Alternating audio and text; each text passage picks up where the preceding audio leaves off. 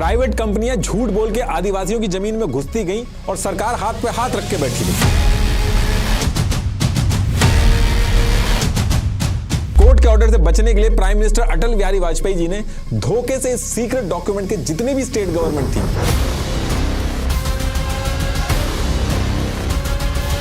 लड़ने वाले आदमियों की लाइन से नसबंदी करा दी। नक्सलवाद नाम ये इसलिए पड़ा क्योंकि नक्सलबाड़ी गांव के अंदर हुआ ये।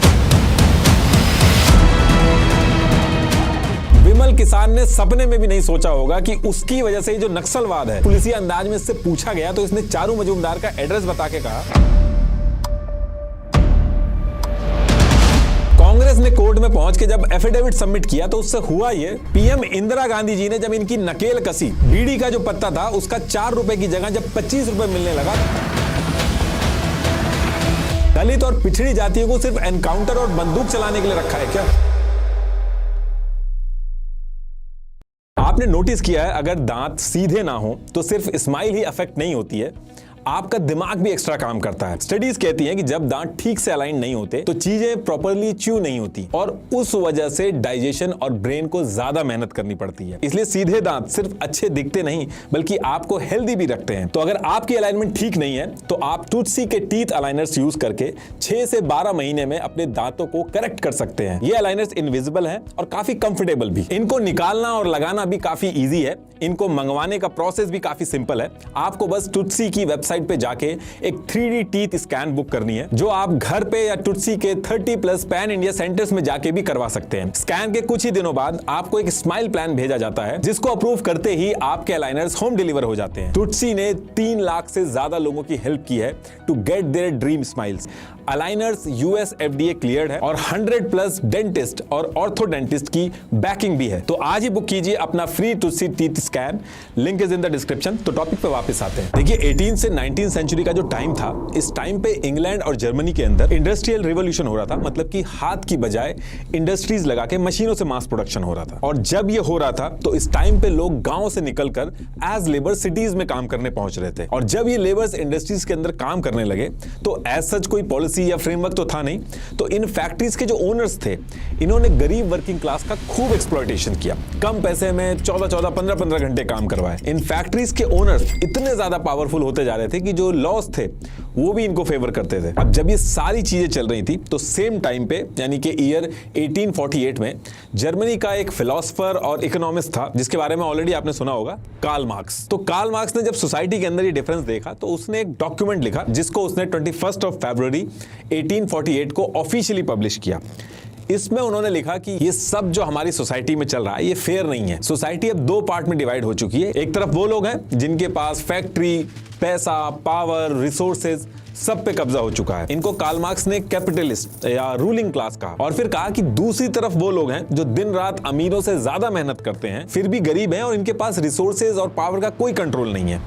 इनको कार्ल मार्क्स ने बोला वर्किंग क्लास, लेबर। और इस डॉक्यूमेंट के अंदर कार्ल मार्क्स ने इसका सोल्यूशन भी दिया। उसने कहा कि देखो, जब तक ये सिस्टम बदलेगा नहीं, अमीर अमीर होता जाएगा और गरीब जो है वो और गरीब होता जाएगा। गरीब गरीबी के अंदर से तब तक नहीं निकल पाएगा जब तक ये सिस्टम नहीं बदलेगा, चाहे वो कितनी भी मेहनत कर ले। और फिर कार्ल मार्क्स ने कहा कि अगर इस सिस्टम को बदलना है तो क्लासलेस सोसाइटी बनानी होगी, जिसमें किसी के पास भी प्राइवेट प्रॉपर्टी नहीं होगी, सारे रिसोर्सेज और प्रॉफिट पे सबका बराबर का हक होगा। और इसके साथ साथ एक चीज और बोली जो अभी आगे चल के नक्सलिज्म का बेस बनेगी। उन्होंने कहा कि ये जो अमीर है इन सारी पावर और रिसोर्सेज पे कब्जा करके बैठा है, ये अपनी पावर और रिसोर्सेज जो है इनको पीसफुल तरीके से कभी नहीं देगा। इसलिए गरीबों और वर्किंग क्लास जो है इनको वायलेंस भी करना पड़ सकता है। अब 21 फरवरी 1848 को कार्ल मार्क्स ने ये जो डॉक्यूमेंट पब्लिश किया, इसको द कम्युनिस्ट मैनिफेस्टो कहा गया और इस पूरी आइडियोलॉजी को कम्युनिज्म बोला गया। और यहीं से लाल रंग, जो खून का रंग होता है, उसे कम्युनिज्म के सिंबल से जोड़ा गया। आपने कई जगह पे लोगों को लाल सलाम बोलते हुए सुना होगा, कहीं कहीं पे आपने रेड कॉरिडोर सुना होगा।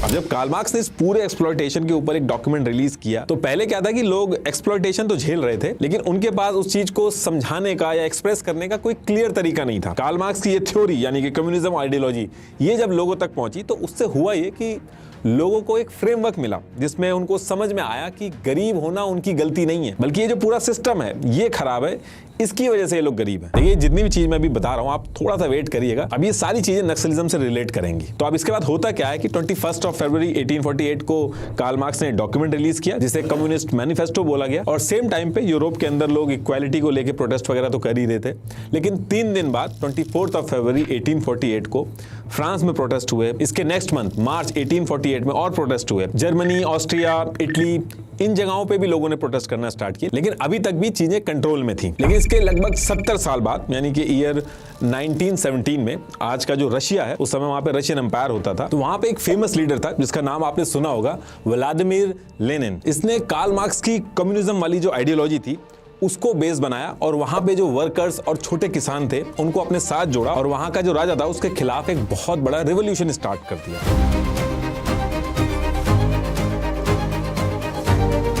और ये रिवॉल्यूशन इतना बड़ा हो गया कि राजा को इनके आगे झुकना पड़ा और पहली बार दुनिया के अंदर कार्ल मार्क्स की थ्योरी को ग्राउंड पे इंप्लीमेंट करके व्लादिमीर लेनिन ने रशियन एम्पायर में एक कम्युनिस्ट गवर्नमेंट बना दी। और फिर आगे चल के ईयर 1922 में यूएसएसआर यानी कि सोवियत यूनियन बना। अब जब यूएसएसआर में इतना बड़ा इवेंट हुआ, सब ने मिलकर राजा को हटा दिया, तो वहीं इंडिया में बैठे जो ब्रिटिशर्स थे, इस पूरे ये जो कम्युनिज्म का कॉन्सेप्ट था इसको लेके कॉन्शियस हो गए। उनको लगने लगा जैसे यूएसएसआर में गरीब और किसानों ने इकट्ठा होकर राजा को पावर से हटा दिया, कहीं इंडिया में भी ये सारी चीजें ना शुरू हो जाएं, क्योंकि इंडिया के अंदर गरीब और किसानों का जो नंबर था वो और ज्यादा था। तो अब यहां से ब्रिटिशर्स कोशिश करते हैं कि इंडिया के अंदर ये जो छोटी छोटी कम्युनिस्ट एक्टिविटीज हो रही हैं इनको कैसे भी करके रोका जाए। ब्रिटिशर्स काफी स्टेप लेते हैं इस चीज को लेकर, लेकिन उसके बाद भी अगले जो 2 साल थे उसमें कार्ल मार्क्स की ये जो कम्युनिस्ट आइडियोलॉजी थी उसके फॉलोअर्स इंडिया में धीरे धीरे करके बढ़ने लगे। और फिर इसके बाद डेट आती है 17 अक्टूबर 1920 और इस दिन क्या होता है कि इंडिया के अंदर एक थिंकर था एमएन रॉय। ये कार्ल मार्क्स की लिटरेचर वगैरह बहुत ज्यादा पढ़ता था। यूएसएसआर में जो कम्युनिस्ट पार्टी बनी थी उसके जो रिप्रेजेंटेटिव थे उनसे भी कांटेक्ट में आया था। ये क्या करता है, अपने साथ कुछ लोगों को लेके इंडिया से सीक्रेटली यूएसएसआर चला जाता है और यूएसएसआर के ताशकंद के अंदर ही ये लोग मीटिंग वगैरह करते हैं और वहीं पे प्लान वगैरह बनाते हैं और वहीं से यानी कि यूएसएसआर में बैठे बैठे communist party of India CPI launch कर देते हैं। और इस पार्टी को लॉन्च करने के बाद यूएसएसआर में ही ये जो एमएन रॉय था इसने अपने साथ जो शौकत उस्मानी, अबानी मुखर्जी, इनको जो लेके आया था, इनको ट्रेनिंग वगैरह कराई और उसके बाद वापस इंडिया भेज दिया। और इंडिया में वापस पहुंच के ये लोग क्या करते हैं कि इन्होंने अंडरग्राउंड कम्युनिस्ट सेल्स बनाए, पैम्पलेट बांटे, कम्युनिस्ट लिटरेचर जो था वो इंडियन लोगों को दिया और उनको समझाया कि उनका एक्सप्लॉयटेशन हो रहा है और कैसे कम्युनिज्म ही उनको बचा सकता है। और ईयर 1924 आते आते इन्होंने अपने साथ इंडिया के जो ट्रेड यूनियन थे, वर्कर्स, किसान, इन सबको जोड़ के बॉम्बे, कानपुर, बंगाल और मद्रास में कम्युनिज्म का एक ठीक ठाक बेस बना लिया। और फिर इसके जस्ट अगले साल 26 दिसंबर 1925 को ये लोग यूपी में इकट्ठा होते हैं, एक कॉन्फ्रेंस रखते हैं जिसे कानपुर कॉन्फ्रेंस भी कहते हैं। यहाँ पे एस.ए. धांगे, मुजफ्फर अहमद, नलिनी गुप्ता, ये सब मिलके सीपीआई को इंडिया के अंदर ऑफिशियली लॉन्च कर देते हैं। इससे पहले जो लॉन्च किया था वो इंडिया के बाहर किया था। अब ये जो सीपीआई का अंडरग्राउंड सपोर्ट बढ़ रहा था और ये लोग कॉन्फ्रेंस वगैरह बहुत तेजी से कर रहे थे, इससे ब्रिटिशर्स बिल्कुल भी खुश नहीं थे। इनका साफ कहना था कि जो सारी चीजें इंडिया में कम्युनिज्म के नाम पे हो रही हैं ये यूएसएसआर करा रहा है ब्रिटिशर्स को इंडिया के अंदर से बाहर करने के लिए। तो कुछ दिन तक तो ब्रिटिशर्स देखते हैं सारी चीजें और जब पानी सर से ऊपर हो जाता है तो Britishers back to back CPI के खिलाफ एक्शन लेना स्टार्ट करते हैं। सेक्शन 121A आईपीसी के तहत मेरठ कॉन्स्पिरेसी केस चलाया इन्होंने और ऐसे ही 1-2 और स्टेप्स लिए और उसके बाद भी जब ये लोग नहीं माने तो ईयर 1934 में ब्रिटिशर्स ने सीपीआई पार्टी और इनके मेंबर्स के ऊपर क्रिमिनल लॉ अमेंडमेंट एक्ट के तहत क्रिमिनल कॉन्स्पिरेसी और यूएसएसआर के साथ मिलकर एंटी गवर्नमेंट एक्टिविटी चलाने के चलते सीपीआई को ऑफिशियली बैन कर दिया इंडिया में और सीपीआई की मेंबरशिप तक लेना इलीगल कर दिया। अब जब ये बैन पड़ता है सीपीआई के ऊपर तो सीपीआई के जो मेंबर थे, जो बचे हुए थे, इन्होंने सीक्रेटली अपनी बातों को लोगों तक पहुंचाना स्टार्ट किया और ये लोग ट्राई करते थे कि जब भी कहीं कोई फार्मर्स या लेबर्स का कहीं एक्सप्लॉयटेशन के अगेंस्ट में प्रोटेस्ट वगैरह हो तो उस प्रोटेस्ट में जाके ही सीपीआई के लोग जुड़ जाते थे और वहां से जाके अपना ये काम करते थे। अब सेम टाइम पे क्या था कि इंडिया के अंदर जमींदार सिस्टम चल रहा था। ब्रिटिशर्स ने क्या किया था कि जमींदारों को लैंड की फुल ओनरशिप दे दी थी और जमींदार क्या करते थे, उस लैंड को गरीब किसानों को लीज पे काम करने के लिए देते थे और जो फसल प्रोड्यूस होती थी उसमें से 50% जमींदार ले जाते थे और उस 50% का 90% ब्रिटिशर्स ले लेते थे। गरीब किसान जो एक्चुअल में पूरा काम कर रहा था उसके पास कुछ भी नहीं बचता था और किसान इस चीज से एकदम फ्रस्ट्रेट हो चुके थे कि सारी की सारी मेहनत हम कर रहे हैं, लागत भी हमारी है, असली मुनाफा जो है वो जमींदारों और अंग्रेजों का हो रहा है। और ये जो जमींदारी सिस्टम वाली जो पूरी सिचुएशन थी इंडिया के अंदर जिसमें किसानों का एक्सप्लॉयटेशन हो रहा था, ये सिचुएशन कम्युनिस्ट आइडियोलॉजी यानी कि इंडिया के अंदर सीपीआई की जो लीडरशिप थी उनके लिए एक बड़ा रिवोल्ट करके कम्युनिज्म को इंडिया में लाने के लिए एकदम सूट कर रही थी। तो सीपीआई के लोग क्या करते हैं, किसानों के साथ मिलके इस जमींदारी सिस्टम के अगेंस्ट में आवाज उठाने लगते हैं। लेकिन असली गेम शुरू होता है ईयर 1946 में। होता क्या है कि प्रिंसली स्टेट हैदराबाद के अंदर जो तेलंगाना रीजन था, वहां के जो गरीब किसान थे हैदराबाद के निजाम से परेशान होकर बगावत करना स्टार्ट कर देते हैं कि हम खेती कर रहे हैं लेकिन हमें उसका फायदा नहीं हो रहा है। और इसी टाइम पे सीपीआई के जो लीडर वगैरह थे वो भी इन किसानों को सपोर्ट कर देते हैं। कई सारे प्रोटेस्ट होते हैं बैक टू बैक, लेकिन हैदराबाद का जो निजाम था वो बिल्कुल मानता नहीं है। अब जब निजाम मानता नहीं है तो सीपीआई के लीडर और उस एरिया के जो किसान थे, करीब 5000 से ज्यादा लोग थे, ये एक साथ इकट्ठा होकर एक आर्मी बना लेते हैं। और आर्मी बनाने के बाद जितने भी उस एरिया में जमींदार थे इनकी हवेलियों पे हमला कर देते हैं, लैंड रिकॉर्ड चला देते हैं। और ऐसे कर करके प्रिंसली स्टेट ऑफ हैदराबाद के अंदर जो 3000 छोटे छोटे विलेज थे जिसमें करीब 30 लाख से ज्यादा लोग रहते थे, ये पूरा एरिया सीपीआई के कंट्रोल में आ जाता। ये जो पूरा एरिया आप रेड में मैप के ऊपर देख रहे हो, वारंगल, नालगोंडा, करीमनगर और आसपास के गांव, सब सीपीआई के कंट्रोल में आ गया था। और सीपीआई क्या करता है, इस एरिया की जो 4 लाख हेक्टर जमीन जो थी वो गरीब किसानों में बांट देते हैं। अब आपका क्वेश्चन ये होगा कि ब्रिटिशर्स क्या कर रहे थे इस टाइम पे, वो क्यों नहीं सपोर्ट कर रहे थे, निजाम क्यों नहीं रोक पाया। तो देखिए ईयर 1946 में ब्रिटिशर्स जाने वाले थे इंडिया से, उनको कोई मतलब नहीं था इन सारी चीजों से। और निजाम की जो फोर्सेस थी ये सीपीआई वाले और किसान वाले मिलकर जो छुप छुप के गुरिल्ला वॉरफेयर कर रहे थे और अटैक करके जो भाग जाते थे, इसका कोई सोल्यूशन ही नहीं निकल रहा था उनके पास। इस वजह से इस एरिया के ऊपर सीपीआई का कंट्रोल आ गया था। अब एक तरफ इतनी बड़ी चीज कर दी सीपीआई ने हैदराबाद के अंदर, वहीं सेम टाइम पे हैदराबाद के इधर नॉर्थ बंगाल में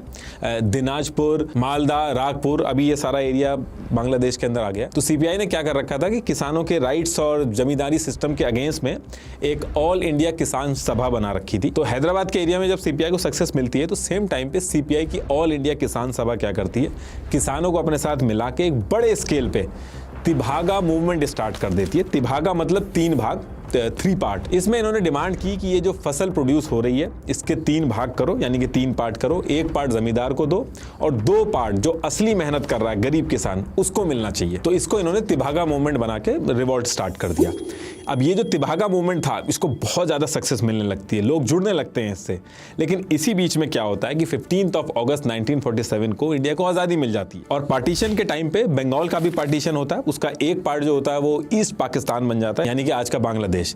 तो मोस्टली एरिया जहां पे तिभागा मूवमेंट चल रहा था, जहां सक्सेस मिल रही थी, वो आधा ईस्ट पाकिस्तान में चला जाता है, आधा इंडिया में रह जाता है।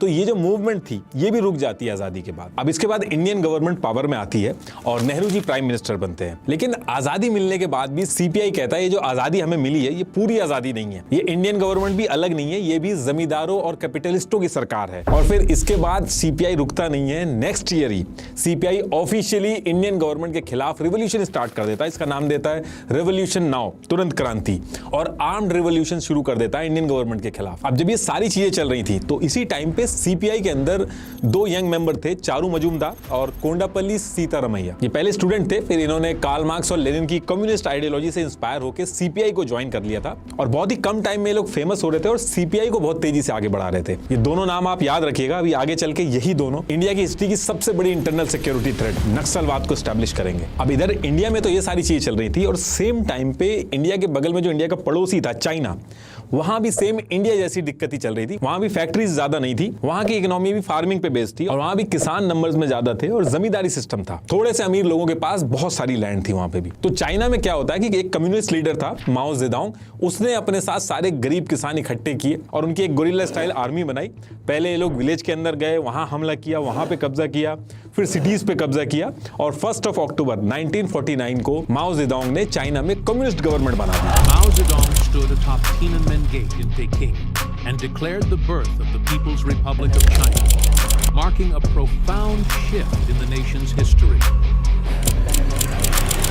इस पूरे रिवॉल्यूशन में 1 मिलियन से ज्यादा जमींदारों का कत्लेआम हुआ, मास रीलोकेशन हुआ, भूखमरी फैली। अब ये चीज मैं इसलिए बता रहा हूं क्योंकि इसका डायरेक्ट इंपैक्ट इंडिया पे भी हुआ। इंडिया की जो सीपीआई थी वो भी सेम चीज प्लान करने लगी और आपस में इन्होंने डिस्कशन स्टार्ट कर दिया कि इंडिया की सिचुएशन चाइना की तरह ही थी, माओ जेडोंग ने तो चाइना में जो किया सेम चीज हम इंडिया में क्यों नहीं कर पा रहे हैं। तो ये डिसाइड करते हैं कि हमें भी किसानों की गुरिल्ला आर्मी बनानी होगी, पहले रूरल एरिया को टारगेट करना होगा और फिर उसके बाद सिटीज को कब्जे में ले लेंगे। अब चाइना में जो हुआ वहां से सिर्फ सीपीआई हरकत में नहीं आई, इंडियन गवर्नमेंट भी हरकत में आई। उन्होंने तुरंत ये चीज अनाउंस कर दी कि हम किसानों के लिए लैंड रिफॉर्म्स लाएंगे, जमींदारी सिस्टम खत्म करेंगे, जिनके पास जरूरत से ज्यादा जमीन है उनसे जमीन लेके गरीब किसानों में डिस्ट्रीब्यूट करेंगे। और ये अनाउंसमेंट करने के तुरंत बाद एग्रेरियन रिफॉर्म कमेटी बनाई गई, जिसको टास्क दिया गया कि जल्दी से जल्दी इसके ऊपर रिपोर्ट सबमिट करो। और बिना टाइम वेस्ट किए 9 जुलाई 1949 को as per plan agrarian reform committee ने अपनी रिपोर्ट सबमिट करी। अब इसमें इन्होंने बहुत सारी चीजें सजेस्ट करी, जैसे जमींदारी सिस्टम को ऑफिशियली खत्म करने को कहा गया। इसमें यह भी बोला गया कि जो खेती करेगा उसी की जमीन हो,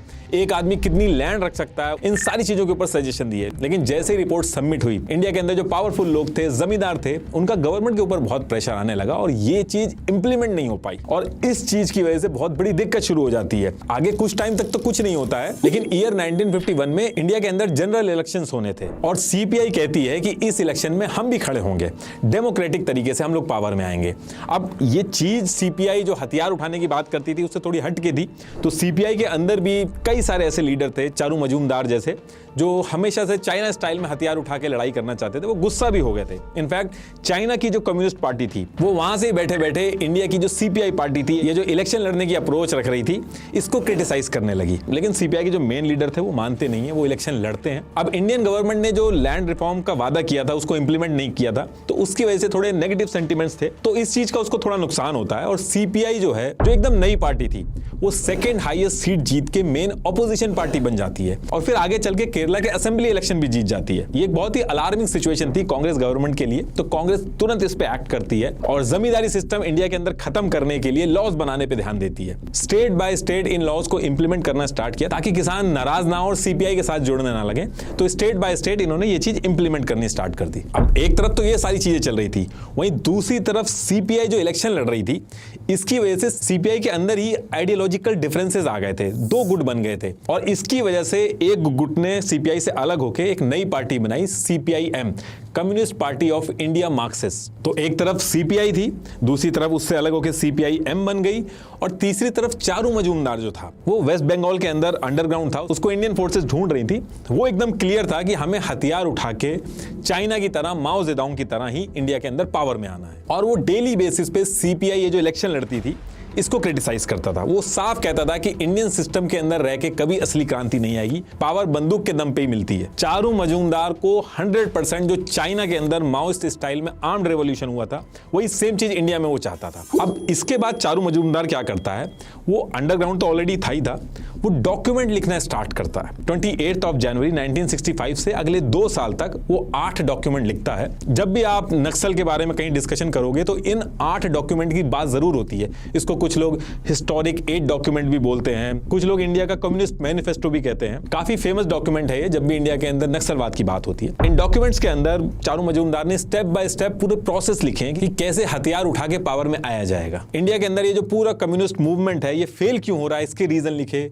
सीपीआई ये जो इलेक्शन लड़ रही है इसको क्रिटिसाइज किया और चाइना के अंदर जो माओइस्ट ने हथियार उठा के पावर में आए ये लोग, उसको जस्टिफाई किया। ऊपर ऊपर की बात नहीं करी, स्टेप बाय स्टेप गाइड किया कि कैसे शुरू में जो गरीब किसान है उनको छुरी, चाकू, डंडे और दाव जैसी जो देसी हथियार है उनका यूज करके जमींदारों, पुलिस, गवर्नमेंट ऑफिसर्स को मारना है, फिर गांव पे कब्जा करना है और फिर सिटीज की तरफ बढ़ना। हर एक चीज इस 8 डॉक्यूमेंट के अंदर चारू मजूमदार ने स्टेप बाय स्टेप लिख दी थी। और इन 8 डॉक्यूमेंट को पूरा लिखने के बाद चारू मजूमदार ने अपने अंडरग्राउंड नेटवर्क का यूज करके सीक्रेटली स्टूडेंट्स, किसान, ट्रेड यूनियन वर्कर्स, इन सब के पास पहुंचाने लगा। और जब ये डॉक्यूमेंट बहुत ज्यादा वायरल होने लगा तो सीपीआई से अलग हुई सीपीआईएम, ये चारू मजूमदार को क्रिटिसाइज कर देते हैं, यहां तक कि अपनी पार्टी से भी बैन कर देते हैं। अब इधर जब ये चारू मजूमदार के ये 8 डॉक्यूमेंट वायरल हो रहे थे तो सेम ईयर 1967 में वेस्ट बंगाल के अंदर दार्जिलिंग डिस्ट्रिक्ट थी, वहां पे सिलीगुड़ी एरिया के पास एक गांव था नक्सलबाड़ी। यहां मेनली संथल, ओराओन, मुंडा और राजबंसी ट्राइबल कम्युनिटी के लोग रहते थे और इनमें से करीब 40% लोग जमींदारों के यहां पे काम करते थे। थे और जमींदार जो थे वो असली प्रॉफिट यहाँ से लेके जाते थे। ये जो मैं आपको बता रहा हूँ ये बहुत ही इंपॉर्टेंट पार्ट है वीडियो का। ये आपको अगर समझ में आ गया तो पूरे नक्सलवाद का इशू जो आपको समझ में आ जाए। तो ये जो पूरा नक्सलवादी गांव था, इसके आउटर पे 3 पुलिस स्टेशन थे। एक नक्सलबारी पुलिस स्टेशन था, दूसरा खरीबारी और तीसरा फंसी देवा। और इस नक्सलवादी गांव में एक बिमल किसान नाम का एक ट्राइबल फार्मर रहता था और इस फार्मर की जो जमीन थी इसके ऊपर ईश्वर टिर्के नाम का एक जमींदार था, उसने और उसके आदमियों ने कब्जा कर लिया था। ये कई बार पुलिस स्टेशन गया लेकिन इसकी सुनवाई नहीं होती है। तो इसने क्या किया था, कोर्ट के अंदर एक केस फाइल कर दिया था और काफी टाइम से ये केस चल रहा था। अब होता क्या है कि 2 मार्च 1967 को वेस्ट बंगाल में सीपीआई इलेक्शन जीत के पावर में आ जाती है और कोइंसिडेंस भी आप देखिए कि सेम डे सुप्रीम कोर्ट ने बिमल किसान के फेवर में जजमेंट दे दिया और जो लैंड की ओनरशिप थी वो ऑफिशियली बिमल किसान जो था उसको मिल गई। अब केस जीतने के बाद बिमल किसान बहुत खुश, वो अपने खेत के अंदर खेती करने जाता है तो ईश्वर तिर्के और उसके जो लोग थे उसको पीट के वहां से भगा देते हैं। ये दोबारा से पुलिस स्टेशन पे जाता है लेकिन वहां पे भी इसकी कोई हेल्प नहीं होती है। अब इसी एरिया में सीपीआई का एक लोकल लीडर बहुत ही फेमस था, जंगाल संथल, और इसी एरिया के अंदर जो चारू मजूमदार जो अंडरग्राउंड थे, कानू सन्याल थे, वो भी इसी एरिया में एक्टिव थे। तो ये बिमल किसान इनके पास जाता है, अपनी सारी डिटेल्स बताता है और हेल्प मांगता है इनसे। अब सेम डे सीपीआई के जितने लोग थे ये क्या करते हैं, 150 सीपीआई मेंबर को इकट्ठा करते हैं और अपने साथ जो ट्राइबल किसान थे उनको जोड़ते हैं। एक ग्रुप बना के सीपीआई का झंडा लेके और तीर और कमान लेके इस एरिया के जो जमींदार थे उनके ऊपर हमला कर देते हैं और 300 मन धान यानी कि करीब 12 टन चावल जो था उसको लूट के ले आते हैं। और ये चीज यहीं रुकती नहीं है। इसके बाद 18 मार्च 1967 को फिर से ये जो सीपीआई के लीडर वगैरह थे ये किसानों के साथ मिलकर मीटिंग करते हैं और इस मीटिंग के अंदर डिसाइड होता है कि ये जो पूरा एरिया है इसके अंदर हम पुलिस को नहीं आने देंगे, पुलिस की एंट्री एकदम बैन होगी। ये एक चीज डिसाइड होती है। दूसरी चीज डिसाइड होती है कि इस पूरे एरिया के जो जमींदार हैं उनके ऊपर हमला किया जाएगा, उनको जान से मारा जाएगा और उनकी जमीनें छीनी जाएंगी। और जिन किसानों ने सीपीआई की तराई कृषक सभा, ये सीपीआई की एक विंग थी किसान की, इसमें 20 पैसा देके मेंबरशिप लेनी होती थी, तो जिन किसानों ने इसकी मेंबरशिप ले रखी होगी वो जमीन इनमें बांट दी जाएगी। अब इन सारी चीजों की वजह से डे बाय डे किसान जो थे उस एरिया के वो सीपीआई के साथ जुड़ने लगते हैं। और ये सारा प्लान बनने के बाद मार्च 1967 से मई 1967 यानी कि इन 3 महीनों में टोटल 100 हमले करते हैं ये लोग और कुल्हाड़ी, फरसे और दाव जैसे हथियारों से जमींदारों को मारते हैं और जो लैंड रिकॉर्ड वगैरह थे उनको जला देते हैं। और जो पुलिस थी वो अगर कार्रवाई करने गांव के अंदर घुसती थी तो उसको घुसने नहीं देते थे। लेकिन 23 मई 1967 को क्या होता है कि एक इंस्पेक्टर था सोनम वांगड़ी, ये नक्सलबाड़ी गांव में घुस जाता है। अब जब ये घुसता है तो जंगल संथल और जो ट्राइबल ग्रुप थे वो तीर कमान यानी कि बो एंड एरो से इंस्पेक्टर सोनम वांगड़ी के ऊपर तीर चला देते हैं। 2 तीर लगते हैं और वही उनकी जान चली जाती है। अब जब ये इंसिडेंट होता है तो पुलिस डिपार्टमेंट में बहुत गुस्सा भर जाता है और फिर ये लोग प्लान बनाते हैं। 23 तारीख को इंस्पेक्टर सोनम वांगड़ी के ऊपर तीर चलाया गया था और फिर इसके नेक्स्ट डे 24 और 25 मई को पुलिस जो थी वो ग्रुप बना के गांव में दोबारा से घुसती है और जब ये दोबारा से घुसते हैं तो पुलिस के ऊपर फिर से हमला होता है। लेकिन इस बार पुलिस फायरिंग स्टार्ट कर देती है और 11 गांव वालों की फायरिंग में जान चली जाती है, जिसमें से 9 औरतें और 2 बच्चे थे। अब जब ये होता है तो ये पूरा मामला जो है आसपास के जो ट्राइबल एरिया थे वहां भी फैलने लगता है। फांसी देवा, खारीबारी, ये जो ट्राइबल एरिया थे ये भी पुलिस के ऊपर हमला स्टार्ट कर देते हैं। हो ये इंडिया के अंदर रहा था लेकिन चाइना के अंदर भी बैक टू बैक आर्टिकल छपने लगते हैं। बात इतनी बढ़ जाती है कि इंडियन गवर्नमेंट हरकत में आती है और अगले 72 डेज के अंदर जो सीपीआई-एम की स्टेट गवर्नमेंट इलेक्शन जीत के बनी थी उसके ऊपर प्रेशर बनाया जाता है। 1500 पुलिस वाले जो थे उनको डिप्लॉय किया जाता है और 10 अगस्त को करीब 700 लोग जिनके ऊपर शक था उनको गिरफ्तार कर लिया जाता है। और सेम टाइम पे जंगाल संथाल जो थे इनको भी पकड़ लिया जाता है। लेकिन चारू मजूमदार जो था वो भाग के अंडरग्राउंड हो जाता है। अब जैसे तैसे करके इस पूरे मूवमेंट पे कंट्रोल तो ले लिया गवर्नमेंट ने, लेकिन दिक्कत ये हुई कि ये चीज वेस्ट बंगाल के नक्सलबाड़ी एरिया से निकल के बाकी स्टेट जैसे बिहार, उड़ीसा, आंध्र प्रदेश, जहां फार्मर्स और ट्राइबल्स की कंडीशन सही नहीं थी वहां भी पहुंच जाती है। और क्योंकि ये इंसिडेंट नक्सलबाड़ी में जो कि एग्जैक्टली माओ जेडोंग ने जो चाइना में किया था उसकी कॉपी थी, तो नक्सलबाड़ी गांव से इसकी जो शुरुआत हुई थी तो इस तरीके की जो एक्टिविटी होती थी उसको नक्सलवाद बोला गया। और क्योंकि ये नक्सलबाड़ी गांव से स्टार्ट हुआ था तो इस तरीके की चीजें जहां भी होती थी उसको नक्सलवाद ही बोला गया। इनफैक्ट वेस्ट बंगाल से निकल के जब बाकी स्टेट में भी गई तो इंडिया के अंदर इसका नाम नक्सलवाद ही पड़ गया और जो लोग ये करते थे उनको नक्सलवादी बोला जाने लगा। और भी नाम दिए गए इनको, कुछ लोग माओवादी भी कहते हैं चाइना से रिलेट करके। इस पूरे इंसिडेंट ने इतना ज्यादा केओस क्रिएट कर दिया था उस एरिया के अंदर कि इंडियन गवर्नमेंट इसको जड़ से खत्म करना चाहती थी। इंडियन गवर्नमेंट ने इसके कुछ महीने बाद ही 28 नवंबर 1967 को वेस्ट बंगाल में प्रेसिडेंट रूल लगा के अगले 1 साल तक नक्सलवाद से जिसका लिंक निकला उसको पकड़ पकड़ के जेल में डालना चालू किया। लेकिन मेन जिनको इंडियन फोर्सेस ढूंढ रही थी, कानू सान्याल और चारू मजूमदार, ये पकड़ में नहीं आ रहे थे, ये अंडरग्राउंड थे। अब इसके बाद दिसंबर 1968 में कानू सान्याल अपने साथ कुछ लोगों को लेके सीक्रेटली नेपाल का रूट लेके चाइना चला जाता है और वहां पे पॉलिटिकल और मिलिट्री ट्रेनिंग लेता है। चाइना पहुंच के चाइना की रेड बुक, माओस ट्रेनिंग नोट्स की टैक्टिक्स सीखता है, पूरा गेम समझता है कि कैसे माओ जेडोंग की जो स्ट्रेटेजी थी चाइना में, उसको यूज करके इंडिया में सेम चीज रिपीट करी जाए। तो इस ट्रिप के बारे में आपको इंडियन गवर्नमेंट के रिकॉर्ड में नहीं मिलेगा, लेकिन चाइनीज सोर्सेज से इस ट्रिप के इनडायरेक्ट कनेक्शन मिले। एक स्पीच में भी कानू सान्याल ने इनडायरेक्टली इसके बारे में बताया था। अब इसके बाद कानू सान्याल जो था वो मिड जनवरी 1969 में वापस इंडिया के बॉर्डर में घुसता है और फिर चारू मजूमदार से जाके मिलता है। और कानू सान्याल जो माउस पॉलिटिकल और मिलिट्री थ्योरी चाइना से सीख के आया था, उससे चारू मजूमदार का जो आर्म्ड स्ट्रगल था उसमें जाके उसको ऐड कर देता है। एक प्रॉपर प्लान इन्होंने स्ट्रेटेजाइज किया कि एक नेशनल लेवल की पार्टी बनानी होगी जो इलेक्शन वगैरह का चक्कर छोड़ के सिर्फ हथियार उठा के लड़ेगी। और फिर 22 अप्रैल 1969 को, जिस दिन व्लादिमीर लेनिन की 100th बर्थ एनिवर्सरी थी, उस दिन इन्होंने क्या किया कि इससे पहले एक temporary planning group all India coordination committee of communist revolutionaries AICCCR बनाया था। इसका नाम चेंज करके अल्ट्रा रेडिकल पार्टी बनाई, जिसका नाम रखा इन्होंने communist party of India Marxist Leninist, CPI-ML बोला गया।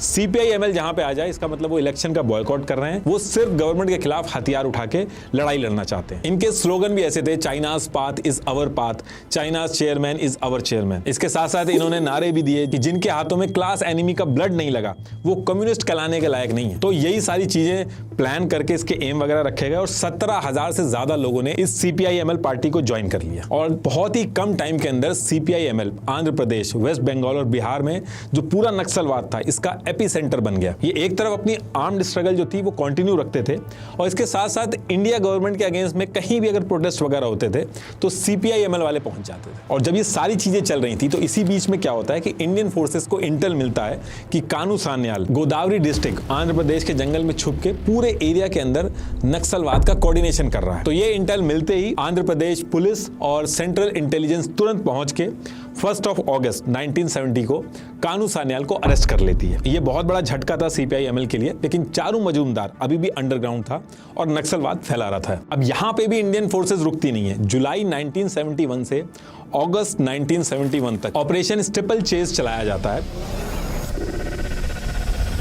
जिसमें बल्क में करीब 20,000 नक्सलियों को पकड़ के जेल में डाला जाता है। और जो इतने लोग जेल में डाले गए, इन्हीं में से एक आदमी था जो इंटेरोगेशन के टाइम पे चारू मजूमदार, जिसके ऊपर 10,000 का इनाम रखा गया था, जो पूरे नक्सल मूवमेंट को हेड कर रहा था, उसका एग्जैक्ट एड्रेस बता देते हैं कि चारू मजूमदार कोलकाता के एंटली एरिया के 113 बेलिया घाटा रोड पर छुपा है। और बिना टाइम वेस्ट किए 16 जुलाई 1972 को 1 बजे पुलिस ने इस एड्रेस पे रेड की और चारू मजूमदार को घेर के पकड़ लिया। और पकड़ने के बाद इंटेरोगेशन स्टार्ट होता है और फिर 13 दिन बाद 28 जुलाई 1972 को कोलकाता पुलिस हेडक्वार्टर के लाल बाजार सेंट्रल लॉकअप में चारू मजूमदार की डेथ हो जाती है। ऑफिशियली ये बताया गया कि चारू मजूमदार को पहले से ही टीबी था और कार्डियक अरेस्ट आने की वजह से जान गई, लेकिन नक्सल्स ये बात मानते नहीं है। नक्सल्स का कहना था कि पुलिस ने इतना मारा कि जान चली गई। और कानू सान्याल जो जेल में बनता, वो भी कुछ टाइम बाद वो भी इतना डिप्रेस हो जाता है कि वो भी फांसी लगा के अपनी जान ले लेता है। अब चारू मजूमदार के जाने से पूरा ये जो नक्सलिज्म का मूवमेंट चल रहा था ये एकदम वीक पड़ जाता है। और फिर ईयर 1973 से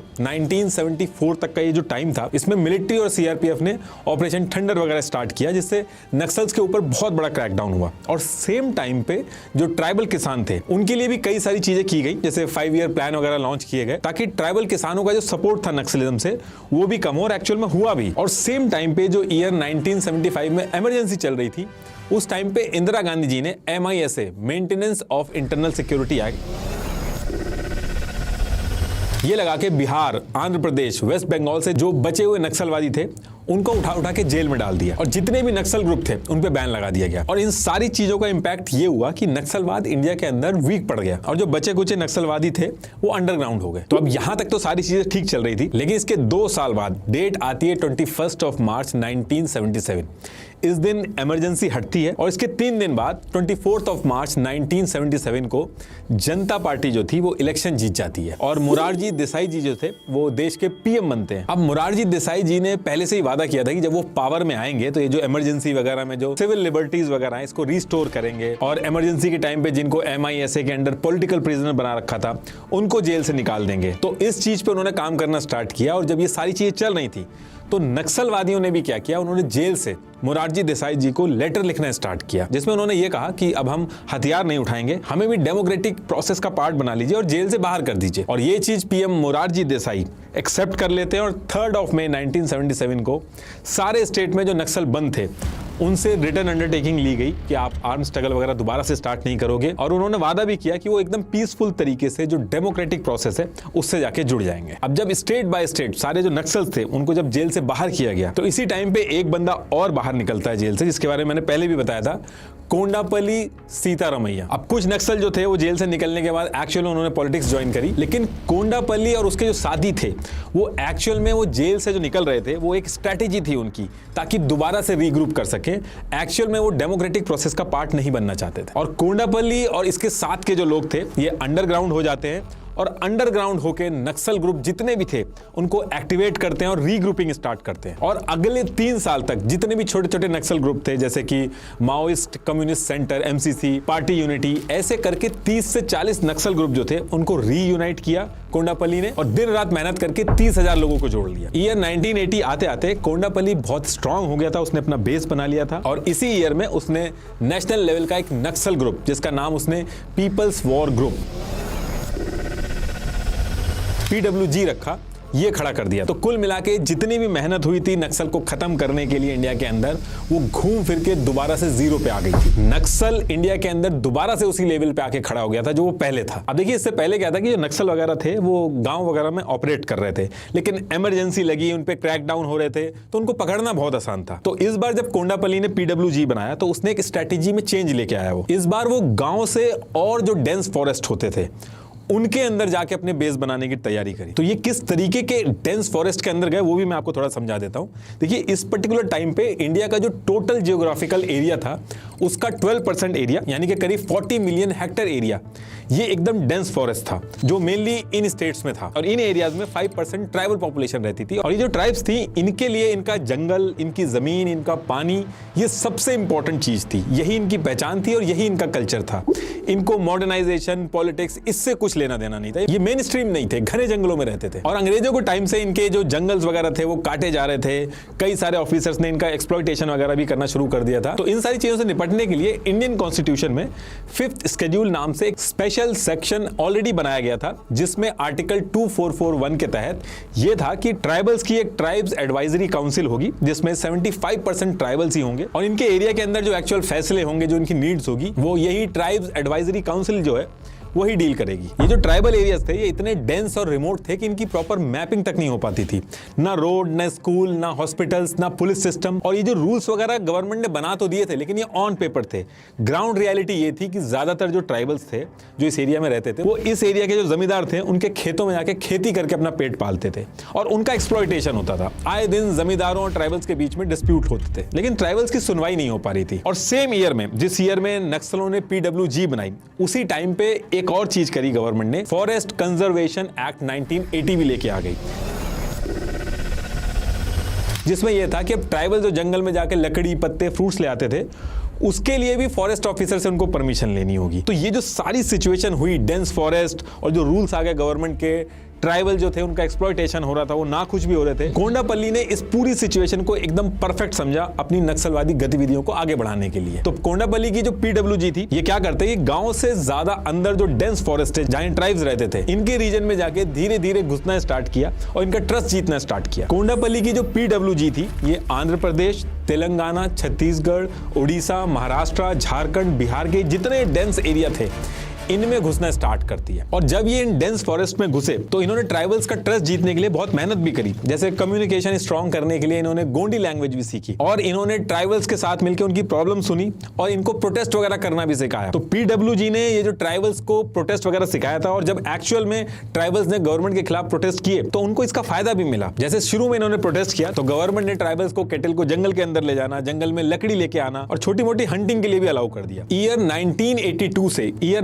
1990 तक पीडब्ल्यूजी ने इन डेंस फॉरेस्ट में घुस के ट्राइबल का ट्रस्ट जीतने के लिए बहुत ज्यादा मेहनत करी, अपना बेस स्टैब्लिश किया। जैसे ये जो पूरी बेल्ट थी, नॉर्थ तेलंगाना, बस्तर छत्तीसगढ़, गढ़चिरौली महाराष्ट्र, साउथ ओडिशा, इस बेल्ट को आगे चल के रेड कॉरिडोर भी बोला गया। तो इसमें क्या था कि ट्राइबल्स जो थे वो फॉरेस्ट के अंदर से पेपर बनाने के लिए बैम्बू स्टिक्स और बीड़ी बनाने के लिए तेंदुपत्ता इकट्ठा करके ठेकेदारों को कम पैसे में देते थे। 120 बम्बू स्टिक का 1 रुपए और तेंदुपत्ता के 100 बंडल के लिए 4 रुपए मिलते थे। तो पीडब्ल्यूजी ने क्या किया, ट्राइबल्स का एक आदिवासी किसान मजदूर संगठन AKMS और इन्हीं ट्राइबल्स के साथ घुल मिलके प्रोटेस्ट करवाए। और ये सब करने के बाद ट्राइबल्स का फायदा भी हुआ।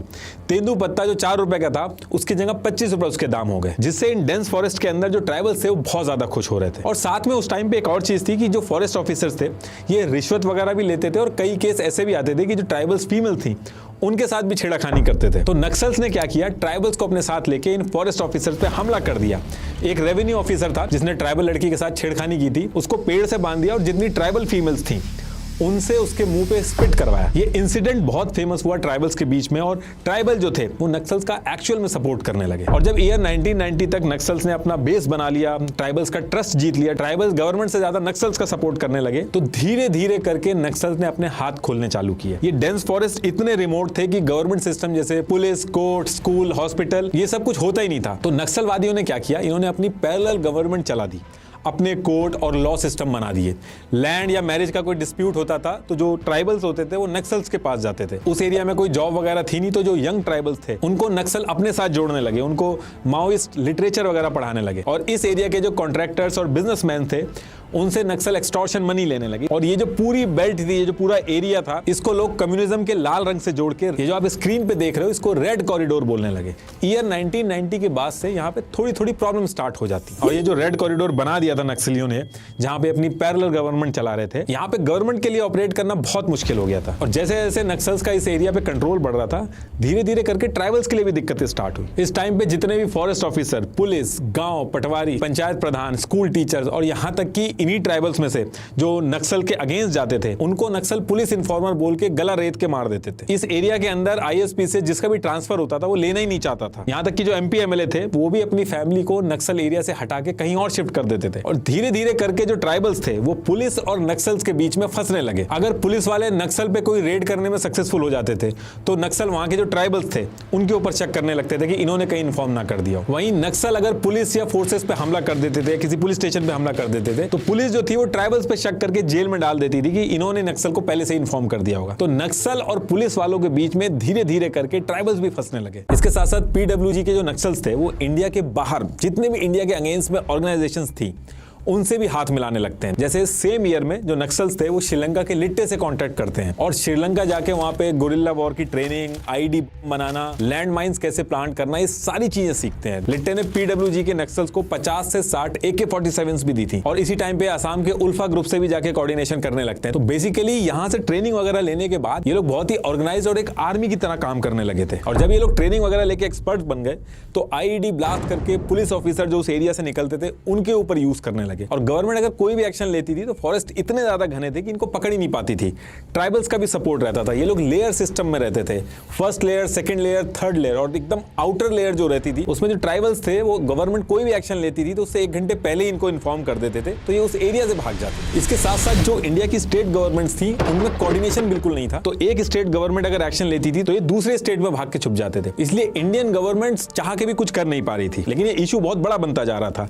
इंडिया के अंदर ही इस पूरे रेड कॉरिडोर से इंडिया का कंट्रोल धीरे धीरे करके खत्म होता जा रहा था। बाहर के जो आतंकवादी ऑर्गेनाइजेशन थी, कंट्रीज थी जो इंडिया के अगेंस्ट में थी, वो सब इन नक्सलियों को हेल्प कर रही थी। अब देखिए इसके बाद जब ईयर 1991 शुरू होता है तो 2-3 चीजें ऐसी होती हैं जिसकी वजह से अभी तक जितनी भी नक्सल एक्टिविटीज हो रही थी उनकी फ्रीक्वेंसी बहुत ज्यादा बढ़ जाती है और ये बहुत बड़ा बन जाता है। अब देखिए ईयर 1991 की जो स्टार्टिंग थी, इस टाइम पे इंडिया की इकोनॉमी में बहुत क्राइसिस थी और इस इकोनॉमिक क्राइसिस से निपटने के लिए इंडिया ने जो इंडिया और इंडिया के बाहर की जो प्राइवेट कंपनी थी उनके लिए भी अपना मार्केट खोला। तो जब ये मार्केट खोला तो ये जो ट्राइब एरिया थे, फॉरेस्ट थे, इनके जो प्रोडक्ट्स थे, मिनरल्स थे, इनकी डिमांड बहुत ज्यादा बढ़ी और वो सब इन्हीं ट्राइबल एरियाज में मिलते थे। इस टाइम पे इंडिया के टोटल कोल प्रोडक्शन का 85% हिस्सा इन्हीं ट्राइबल स्टेट से आता था और इन्हीं एरिया में नक्सल्स ने अपना कब्जा कर रखा था। और जब ये प्राइवेट कंपनीज ट्राइबल एरिया में घुस रही थी तो जो ट्राइबल्स थे वो इससे बहुत ज्यादा अनकंफर्टेबल हो गए थे। तो जो नंबर्स थे नक्सल्स के वो बहुत ज्यादा बढ़ने लगे थे। ट्राइबल जो थे और गवर्नमेंट जो थी उनके बीच में बहुत ज्यादा डिफरेंसेस होने लगे थे, जिसका सारा एडवांटेज नक्सल्स को मिला। तो नक्सल्स ने अपनी एक्टिविटीज बहुत ज्यादा तेज कर दी थी और इसी टाइम पे गवर्नमेंट ने कोंडापल्ली को भी पकड़ लिया था और उसको जेल में डाल दिया था। और क्योंकि private companies in tribal areas में बहुत ज्यादा घुसने लगी थी, जिससे ट्राइबल्स जो थे वो बहुत ज्यादा अनकंफर्टेबल थे, तो इस चीज को सही करने के लिए भी गवर्नमेंट ने स्टेप लिया। Government panchayat extension to schedule area act 1996 लेके आती है, जिसमें यह था कि जो private companies in tribal area में जा रही हैं, कोई भी डेवलपमेंट प्रोजेक्ट लेके जाती हैं या कोई भी माइनिंग वगैरह करती हैं, तो ट्राइबल की जो ग्राम सभा है वो ये सारी चीजें चेक करेगी और उनको परमिशन देगी, तभी ये प्राइवेट कंपनीज ट्राइबल एरिया में जाके माइनिंग वगैरह कर सकती हैं। अब ऑन पेपर तो ये सारी चीजें बहुत अच्छी थी, लेकिन करप्शन इतना ज्यादा था कि ये प्राइवेट कंपनीज घुसती हैं ट्राइबल एरियाज में, बिना कोई रूल फॉलो करे माइनिंग वगैरह सब करने लगती हैं। ट्राइबल से परमिशन लेना तो बहुत दूर की बात, उनको लीज के पेपर तक देखने को नहीं मिलते थे। और ये जो प्राइवेट कंपनीज के जो ओनर थे, ये जो सारी चीजें कर रहे थे, इनके खिलाफ कई सारे ट्राइबल एनजीओज थे, वो कोर्ट में जाके केस कर देते हैं। कोर्ट ने कहा कि scheduled area land transfer regulation and the states transfer of property act के हिसाब से प्राइवेट कंपनीज जो हैं इस पूरे ट्राइबल एरिया में नहीं घुस सकती। अब सुप्रीम कोर्ट ने ये जो फैसला लिया, इससे बहुत भारी नुकसान होने लगा। स्टेट गवर्नमेंट और सेंट्रल गवर्नमेंट जो है वो सुप्रीम कोर्ट में अपील भी करती है कि जो वर्डिक्ट है इसको आप अमेंडमेंट कर दीजिए, लेकिन सुप्रीम कोर्ट मानता नहीं है। अब सुप्रीम कोर्ट ने जो जजमेंट दिया था, इस चीज से बचने के लिए प्राइम मिनिस्टर अटल बिहारी वाजपेयी जी, इन्होंने एक जुगाड़ निकाला और इन्होंने क्या किया, जो मिनिस्ट्री ऑफ माइंस थी उसे एक सीक्रेट डॉक्यूमेंट सारे स्टेट के चीफ सेक्रेटरीज को भिजवा दिया। इसमें कॉन्स्टिट्यूशन का जो 5th शेड्यूल था, इसमें ट्राई किया गया कि उसकी लैंग्वेज को इस तरीके से अमेंड किया जाए ताकि ट्राइबल एरिया में प्राइवेट कंपनीज भी घुस सकें। लेकिन दिक्कत यह होती है कि जो सीक्रेट डॉक्यूमेंट था ये लीक हो जाता है और ट्राइबल्स इस चीज से बहुत ज्यादा गुस्सा हो जाते हैं, बहुत सारे प्रोटेस्ट होने लगते हैं। और जब ये चीज भी फेल हो जाती है तो उसके बाद भी गवर्नमेंट मानती नहीं है। Government PSU company, Bharat aluminium company, इसके 51% shares private company Sterlite industry को सेल कर देती है। इससे हुआ यह कि इनडायरेक्टली ट्राइबल एरिया के अंदर जो प्राइवेट कंपनी थी उसको गवर्नमेंट के थ्रू इनडायरेक्ट एक्सेस मिल गया। नक्सलवाद जो था वो पहले भी बहुत तेजी से फैल रहा था, लेकिन जब से प्राइवेट कंपनीज ट्राइबल एरिया में घुसी उसके बाद से ट्राइबल्स ने नक्सल्स का जम के सपोर्ट किया और नक्सल इंडिया के अंदर अपने पीक की तरफ बढ़ने लगा। बहुत ज्यादा इंसिडेंट्स होने लगे और इसका नुकसान सिर्फ जान का ही नहीं था, गवर्नमेंट का ही नहीं था, जो आसपास की जो प्राइवेट कंपनीज थी, जो लोगों की जॉब्स थी, उन पे भी इंपैक्ट पड़ रहा था। वेस्ट बंगाल के अंदर नैनो कार प्लांट के लिए टाटा ने लैंड एक्वायर किया था, लेकिन नक्सल्स ने ट्राइबल्स के साथ मिलकर इतना उधम मचाया, इतने प्रोटेस्ट किए कि टाटा को अपना प्लांट गुजरात में शिफ्ट करना पड़ा, जिससे बंगाल के अंदर 2000 डायरेक्ट और 10,000 इनडायरेक्ट जॉब गई।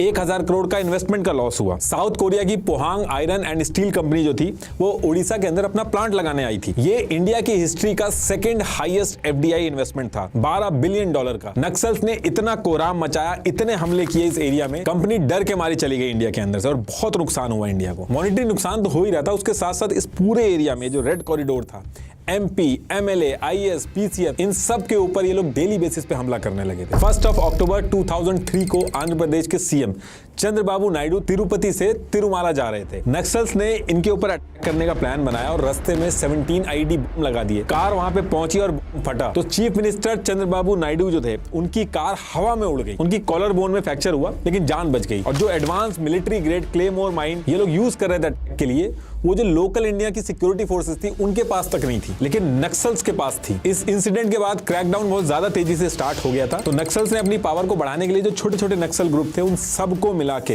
एक ग्रुप बना लिया CPI माओइस्ट नाम से। ये एक यूनाइटेड सारे नक्सल्स ग्रुप को बना के बैक टू बैक हमला करने लगे, बहुत तेजी से हमले करने लगे। हाल ये हो गया था कि इंडियन गवर्नमेंट के पैरेलल में ये जो नक्सल थे अपनी गवर्नमेंट चलाने लगे, यानी कि CPI माओइस्ट वाले अपनी गवर्नमेंट चलाने लगे। अब इसके बाद अगले जो 5 साल थे, यानी कि 2005 से 2010 का जो टाइम था, इस टाइम पे नक्सल अपने पीक पे पहुंच चुका था। इंडिया में जिसको ये रेड कॉरिडोर बोल रहे थे, 10 स्टेट के अंदर 180 से ज्यादा डिस्ट्रिक्ट्स पे नक्सल्स का कंट्रोल था। ये छोटा नंबर नहीं था। As per ACLED data 92,000 square kilometre area, यानी कि इंडिया की 40% लैंड पे नक्सल एक अलग फ्लैग और एक अलग गवर्नमेंट चला रहे थे। ये जो इस एरिया के अंदर ये जो अपनी गवर्नमेंट चलाते थे, इसको ये जनता सरकार बोलते थे। और ये ऐसे ही गवर्नमेंट नहीं चला रहे थे, नक्सलवादियों ने प्रॉपर 8 अलग अलग डिपार्टमेंट बना दिए थे।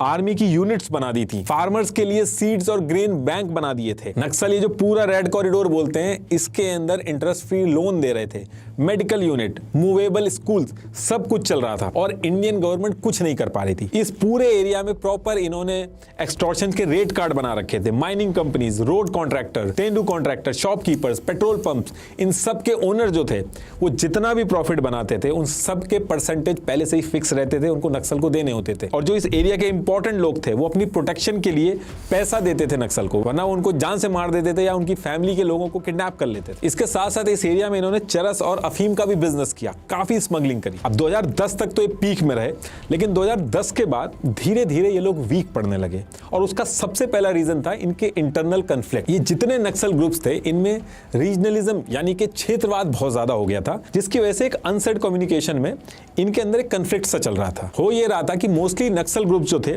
उनके जो टॉप लीडर्स बनते थे वो आंध्र प्रदेश से बनते थे और जो डेंजरस काम होते थे, एनकाउंटर और हथियार उठा के इंडियन फॉरेस्ट में इंडियन गवर्नमेंट के आगे खड़ा होना, ये सारे काम ये पिछड़ी जातियों को देते थे। दूसरा, नक्सल ग्रुप के जो टॉप लीडर थे ये नक्सल के पैसे से अपनी पर्सनल प्रॉपर्टीज बना रहे थे। लड़ाई ये गरीबों की कर रहे थे लेकिन खुद पैसा बना रहे थे। एक्चुअल में जो नक्सलवादी थे, ट्राइबल्स थे, इनको आगे लड़ने के लिए रख रहे थे, लेकिन जो टॉप लीडरशिप थी उनका नक्सल के पैसे को यूज करके अपनी प्राइवेट प्रॉपर्टी बनाने के इल्जाम लग रहे थे। जैसे नक्सल लीडर संदीप यादव ने अपने सन इन लॉ को पैसे राउट किए दिल्ली में और एक लग्जरी फ्लैट खरीदवाया, ये बात भी आउट हो गई। ऐसे ही एक नक्सल लीडर प्रद्युम्न शर्मा ने खुद इंडियन एजुकेशन का बॉयकॉट किया, लेकिन अपनी नीस का एडमिशन 22 लाख देके एक प्राइवेट मेडिकल कॉलेज में करवा दिया। वो इंसिडेंट भी सामने आ गया। और इन सब का जो मेन लीडर था कोंडापल्ली, उसकी खुद की बेटी और दामाद एम्स में डॉक्टर थे। तो ये जो सारी चीजें चल रही थी, इसको लेके इंटरनल कन्फ्लिक्ट भी चल ही रहा था और जो ट्राइबल्स थे उनका सपोर्ट भी कम होने लगा था कि हमको आगे मरने के लिए छोड़ रहे हैं और खुद ये ऐश की जिंदगी जी रहे हैं। तो एक तरफ धीरे धीरे करके जो इंटरनल कन्फ्लिक्ट्स थे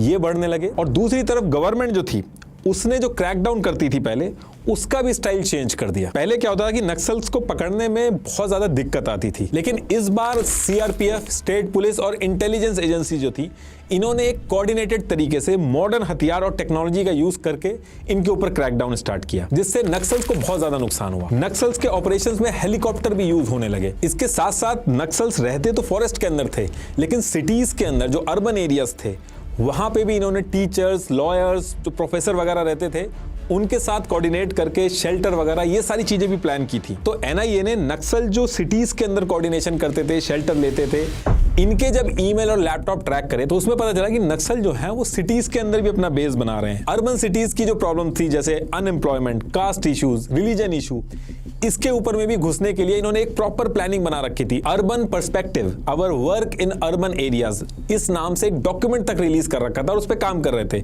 ये सिटीज में जितने भी लॉयर्स, एनजीओज, शेल्टर्स, आर्म्स और लॉजिस्टिक अरेंजमेंट करने के लिए जितने भी इंटेलेक्चुअल, लॉयर्स, प्रोफेसर थे, इनको फंड ट्रांसफर कर करके इनको अपनी तरफ कर रहे थे। जो नक्सल के बिहाफ पे सुप्रीम कोर्ट के अंदर कोर्ट के केस डाल के लॉयर्स का यूज करके उनको सपोर्ट देते थे। तो बेसिकली कॉन्स्टिट्यूशन का भी यूज करने लगे थे। ये जो पूरा अर्बन सिटीज के अंदर नक्सल घुस रहे थे, जो बढ़ रहे थे, 3 साल के अंदर 2013 में कांग्रेस ने कोर्ट के अंदर एक एफिडेविट फाइल किया, इसकी कॉपी मैंने डिस्क्रिप्शन में लगा दी है, जिसमें एक एक डिटेल कांग्रेस गवर्नमेंट ने समझाई है कि नक्सल किस तरीके से फॉरेस्ट से निकल के अर्बन सिटीज में नक्सलिज्म को फैलाना चाह रहे हैं। और यहीं से आगे चल के आपने कई बार नाम सुना होगा अर्बन नक्सल,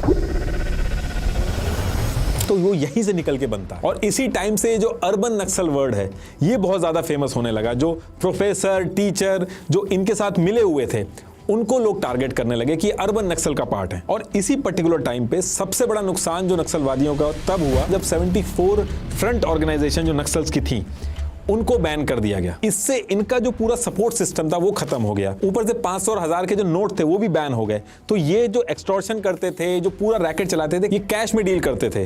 तो इनकी जो पेमेंट थी और इनका जो फाइनेंशियल सिस्टम था वो भी कोलैप्स होने लगा। और धीरे धीरे करके गवर्नमेंट जो थी उन्होंने सरेंडर पॉलिसी भी डाली, जिसमें बहुत सारे नक्सलियों ने सरेंडर करना स्टार्ट किया। और उस टाइम पे पता चला कि जो आदमी लोग लड़ते थे, जिनको आगे हथियार उठाने के लिए रखते थे, उनकी ये नसबंदी कर देते थे।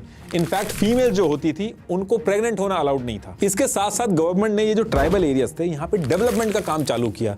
रोड, इंफ्रास्ट्रक्चर, हर चीज बनाई गई। जो ट्राइबल यूथ था उनको जॉब्स और एम्प्लॉयमेंट में यूज करके मेन स्ट्रीम किया गया। अब ये मल्टीपल फ्रंट पे जब गवर्नमेंट ने काम करना स्टार्ट किया तो जो नक्सलवाद पहले 180 डिस्ट्रिक्ट में था वो उससे घट के 18 डिस्ट्रिक्ट में रह गया। ये स्क्रीन पे आप ईयर वाइज देख सकते हो। और अभी अगर करंट सिनेरियो की बात करें तो जो हमारे होम मिनिस्टर हैं अमित शाह, इन्होंने स्टेटमेंट दिया है कि 2026 तक इंडिया से नक्सलवाद हमेशा के लिए खत्म कर दिया जाएगा। तो ये जो 18 डिस्ट्रिक्ट हैं ये भी नहीं बचेंगी। तो अब यहां से 2026 में देखना है कि अमित शाह अपना वादा पूरा कर पाते हैं कि नहीं। लास्ट में एक बार फिर से आपको रिमाइंड कराना चाहूंगा, अगर आपको भी प्रॉपर्ली अलाइन टीथ चाहिए तो जरूर बुक करिए फ्री टीथ स्कैन और स्टार्ट करिए अपनी teeth straightening journey with Toothsi. Link is in the description. Thank you.